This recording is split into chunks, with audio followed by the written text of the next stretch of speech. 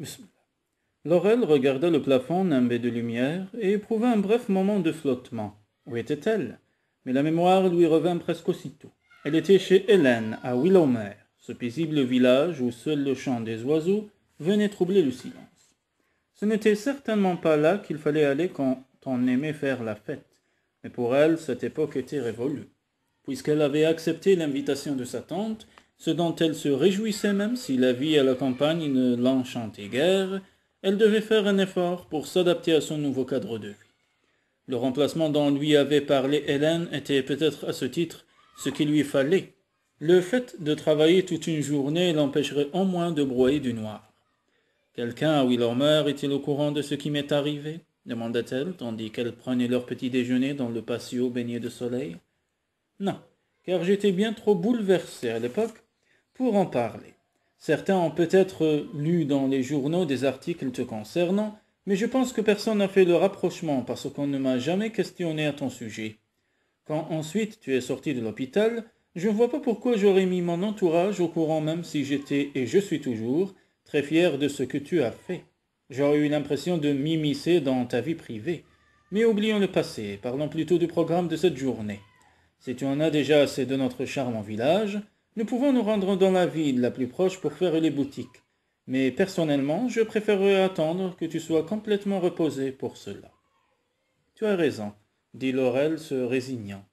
Elle aurait largement préféré faire les boutiques, mais elle devinait que sa tante avait envie de lui montrer d'autres aspects de ce village qu'elle aimait tant. Elle ne se sentait pas le cœur de la décevoir. Dans ce cas, nous pourrions nous promener tranquillement et aller déjeuner au Holly Box.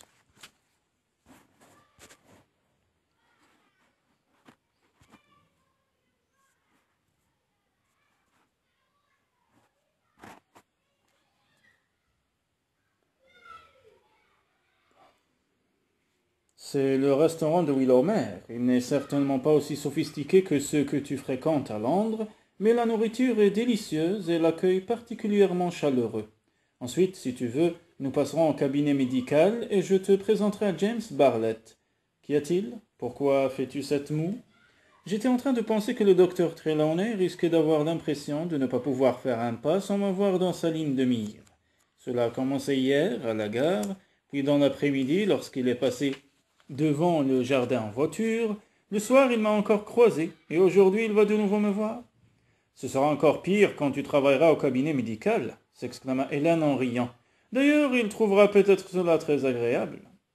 Gagnée par la bonne humeur de sa tante, Laurel ne put s'empêcher de sourire, même si, au fond d'elle-même, elle doutait qu'un homme puisse de nouveau la trouver désirable. Je n'ai encore rien décidé concernant ce remplacement, précisa-t-elle toutefois. Avec mes mains tellement abîmées qui m'obligent à porter des gants, je risque de ne pas être la recrue idéale. C'est ridicule. Tu es toujours aussi compétente, Laurel. Il faut que tu reprennes confiance en toi, pour commencer. Tu devrais justement retirer ces gants que tu portes toujours. Pour montrer mes mains pleines de cicatrices à tout le monde? Et alors, je suis sûr que si les gens savaient comment tu t'es fait ces cicatrices, ils seraient admiratifs devant le courage dont tu as fait preuve. Tandis qu'elles se promenaient dans la rue principale du village, elles croisèrent plusieurs personnes qui saluèrent aimablement Hélène, tout en jetant un regard curieux à Laurel qui ne leur en voulut pas. Consciente qu'elle ne passait pas inaperçue avec son sweater à col roulé, ses gants et son chapeau alors que la température devait avoisiner les 25 degrés. Elle ne tarda pas à remarquer que les habitants de Willowmere semblaient bien moins pressés qu'à Londres. Ils marchaient plus lentement, prenaient le temps de s'arrêter pour échanger quelques mots lorsqu'ils croisaient quelqu'un qu'ils connaissaient et donnaient dans l'ensemble l'impression de vouloir profiter de chaque instant. Tu te rappelles que nous sommes passés devant le cabinet médical hier soir? Dit Hélène en indiquant l'immeuble de 2 étages qui se trouvait juste en face du restaurant où elles avaient déjeuné. Es-tu toujours d'accord pour que je te présente à l'équipe? Oui, bien sûr, répondit la jeune femme en tentant d'insuffler un peu d'enthousiasme dans sa voix.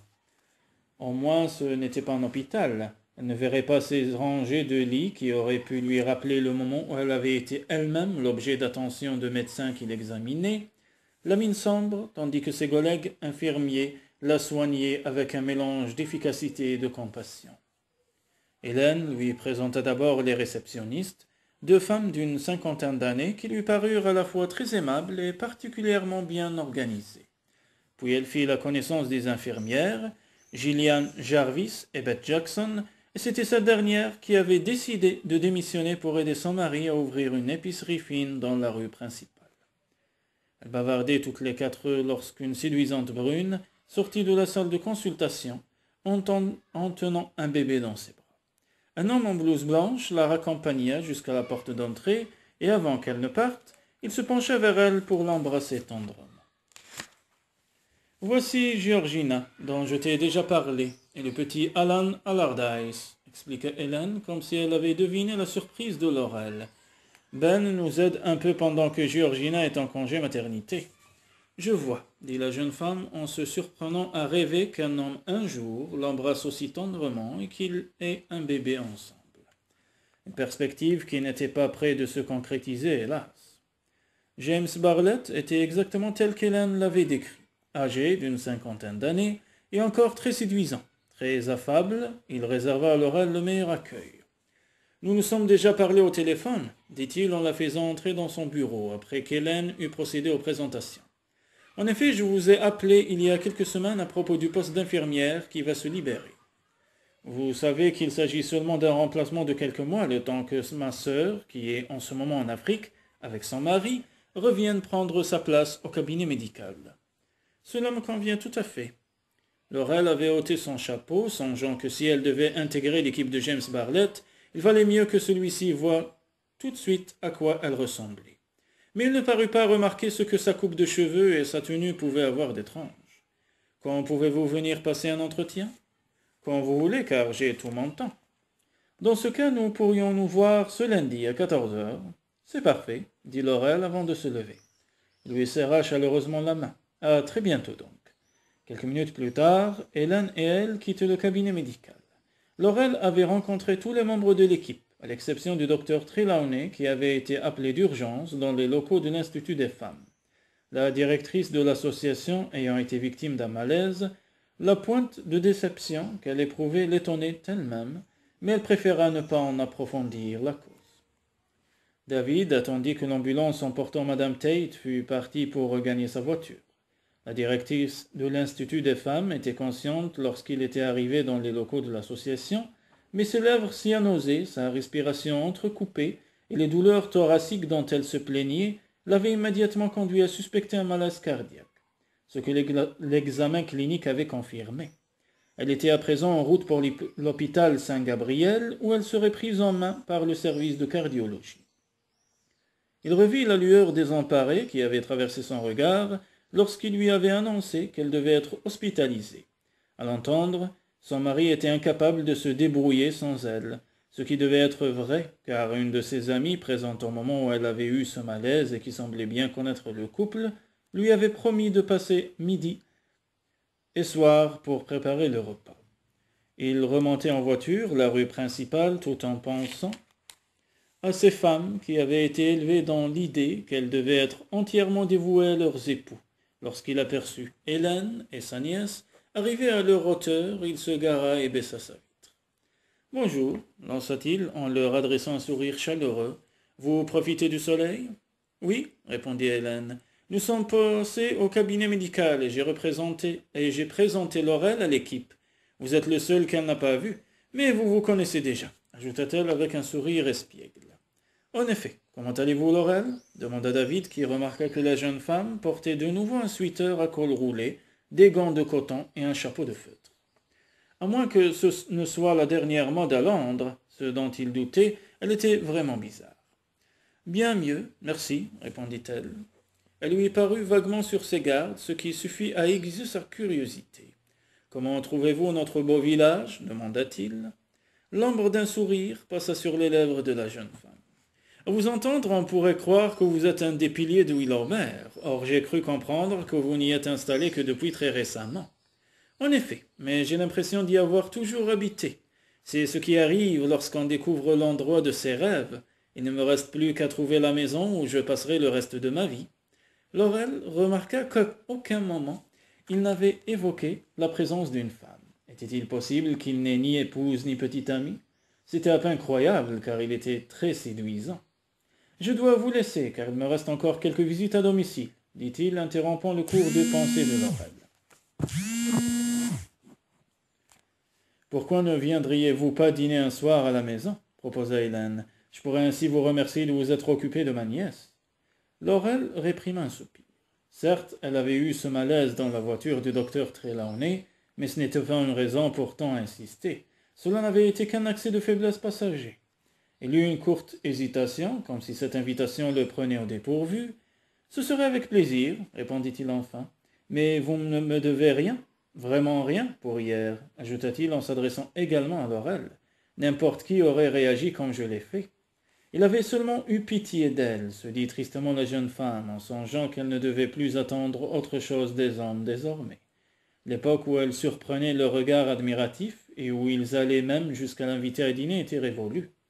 « Quand voulez-vous venir » demanda Hélène. « Je suis libre tous les soirs. Quand je sors, c'est seulement pour aller voir une vieille maison que je rêve de restaurer. » Une lueur de curiosité brilla dans les yeux bleus de l'intendante. « Vous avez donc trouvé la maison de vos rêves ?»« Je crois. Où est-elle ? C'est cette vieille bâtisse en ruine qui se trouve entre un grand champ et le lac, juste à l'endroit où les deux bras du fleuve se rejoignent. Je la connais. On l'appelle la maison du lac. Mais pourquoi avoir choisi cette maison en ruine alors qu'il y a tant de belles propriétés dans les environs ? Il faudrait d'importants travaux de restauration pour la rendre de nouveau habitable, car cela fait des années qu'elle est dans cet état. Je sais, mais j'ai mes raisons.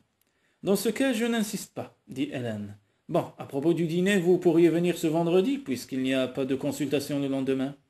Ce serait parfait. À quelle heure ? Vers 19 heures. Entendu. Et maintenant, il faut que je me sauve, dit-il en tournant la clé de contact. Je sais ce que tu penses, Laurel, dit Hélène lorsqu'il eut démarré après leur avoir adressé un dernier signe de la main. Tu dois trouver que ce n'est pas sympathique de ma part d'avoir invité David alors que tu veux faire profil bas. Tu t'imagines même peut-être que je cherche à vous rapprocher tous les deux. Mais tu te trompes. Il se trouve que, tout comme toi, il est nouveau dans le village, et que je n'avais pas encore eu l'occasion de l'inviter à dîner. Or, les habitants de Willowmer sont réputés pour leur hospitalité. Je suis désolé, dit Laurel avec une moue contrainte. À force de m'apitoyer sur mon sort, j'ai bien peur d'être en train de devenir égoïste. Non, Laurel. Ta réaction est tout à fait normale, car tu n'as pas encore totalement recouvré tes forces. Mais quoi que tu penses de Willowmer, tu ne pouvais pas trouver un meilleur endroit pour terminer ta convalescence. Je suis sûr que tu te sentiras bientôt prête à affronter de nouveau le monde. Je l'espère. Ce soir-là, lorsque peu de temps avant d'aller se coucher, Laurel regarda par la fenêtre de sa chambre et vit le soleil disparaître lentement derrière l'horizon, embrasant le lac dans lequel se reflétaient les saules qui avaient donné leur nom au village. Elle se sentit gagnée par une étrange paix intérieure.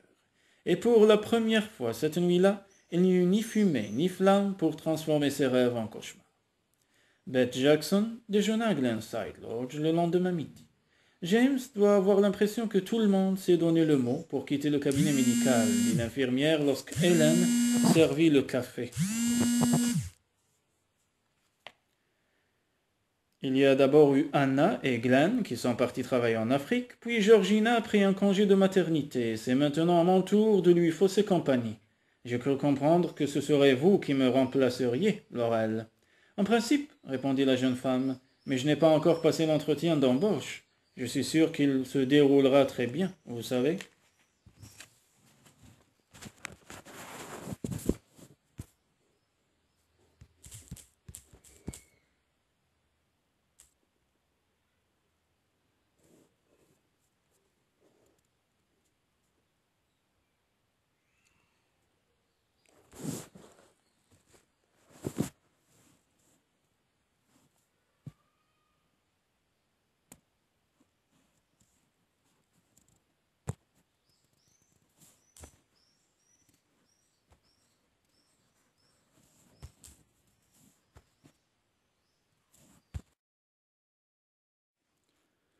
Cependant, qu'il ne s'agit que d'un remplacement temporaire, cela ne vous gêne pas ?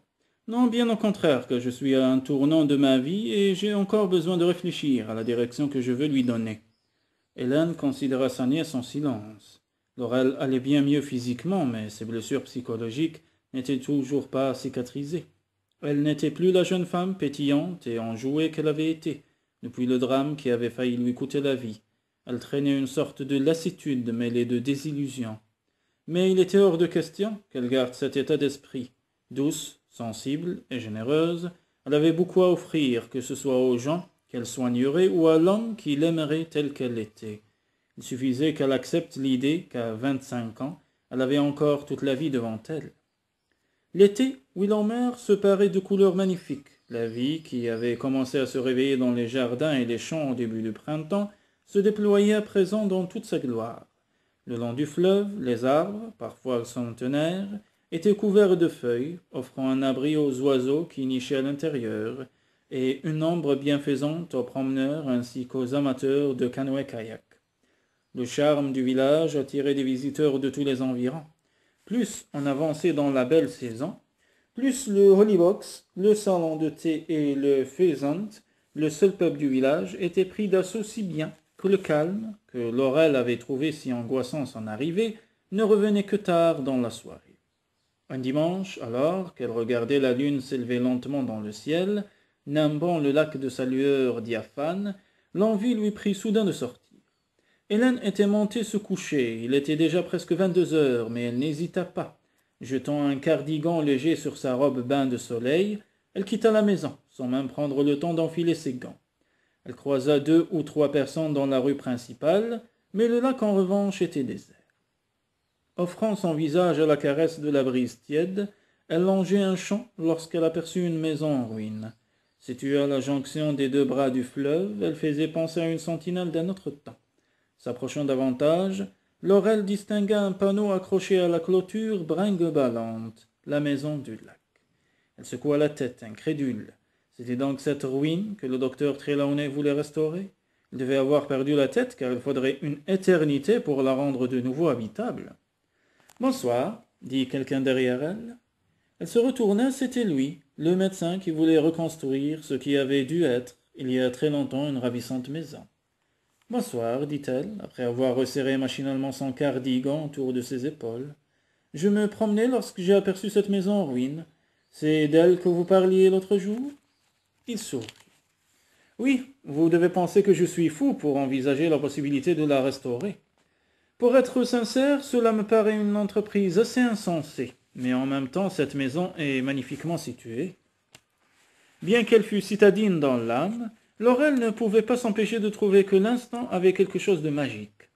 Comme si la lune au-dessus d'eux, le silence de la nuit qui les enveloppait, et les restes de cette maison en ruine libéraient des forces qui risquaient même de s'emparer de son imagination et de l'entraîner là où elle n'était pas sûre de vouloir aller. David la considéra en silence. Leur rencontre au clair de lune ponctuait une journée très particulière. Il y avait d'abord eu ce coup de téléphone d'une amie de Caroline, une dénommée Sarah, avec qui il avait sympathisé pendant son séjour au Texas. « Vous devez vous demander pourquoi je vous appelle » avait-elle dit avec son accent typiquement texan, après qu'ils eurent échangé quelques politesses d'usage. « J'ai pensé qu'il valait mieux que je vous annonce la nouvelle plutôt que vous ne l'appreniez par les journaux. Caroline a épousé le sénateur avec qui elle sortait depuis quelques mois.